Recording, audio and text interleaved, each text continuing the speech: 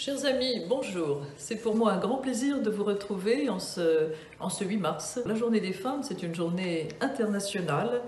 Elle est célébrée dans le monde entier. Elle est célébrée bien entendu en Ouzbékistan.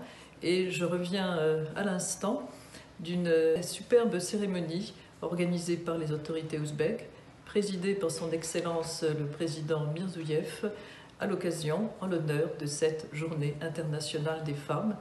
Et je tiens à souligner toute notre appréciation pour les mesures prises, les efforts entrepris par l'Ouzbékistan pour toujours renforcer la parité entre les hommes et les femmes, pour aider les femmes en particulier à bénéficier des meilleures chances en matière d'éducation en vue de leur carrière et de leur formation professionnelle future. La journée des femmes donc est internationale, elle est bien entendu célébrée en France. Nous la célébrons chaque année avec une nouvelle thématique qui est celle imprimée par les Nations Unies, mais je voudrais avant tout rappeler que la journée internationale des femmes date déjà il y a bien longtemps, plus d'un siècle, puisque c'est en 1921 que fut célébrée pour la première fois la journée des femmes. En 1982, c'est devenu la Journée internationale des droits des femmes. Et donc, les Nations Unies choisissent une thématique nouvelle chaque année. Cette année, la thématique, c'est l'égalité pour un avenir durable, avec un appel des Nations Unies à une action en matière climatique, une action en matière de changement climatique pour les femmes et par les femmes. Mais revenons en France.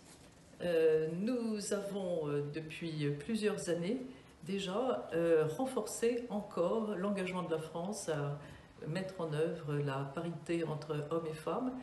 Le président de la République, M. Emmanuel Macron, a fait de la cause de la parité homme-femme une des grandes causes de son quinquennat. Et par ailleurs, à côté de ces dispositions législatives, il y a les bonnes pratiques que chaque administration, chaque ministère met en œuvre de manière résolue et continue. Et je voudrais citer naturellement en particulier le ministère français des Affaires étrangères, qui n'a cessé de développer depuis plusieurs années une diplomatie féministe, avec des résultats impressionnants, puisque d'ores et déjà, tous les postes de direction du ministère des Affaires étrangères sont occupés à hauteur d'environ 30% par des femmes. 30% des ambassadeurs sont des femmes, donc 30% d'ambassadrices, 30% des chefs de service et directeurs sont des femmes, donc 30% de directrices. Et s'agissant des ambassadeurs, le taux de femmes s'élève à 50% pour les ambassades situées au sein de l'Union européenne. Donc ces chiffres montrent une progression très notable sur seulement quelques années. Bien sûr, cette progression va continuer.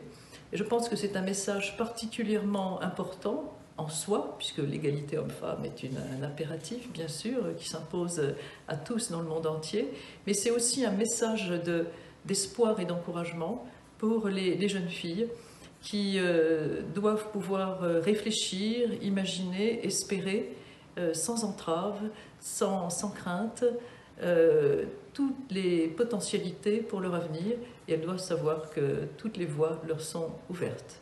Voilà, c'est sur ce message d'espoir et ce message positif que je voulais terminer mon message en vous souhaitant une belle journée des femmes aujourd'hui. Au revoir.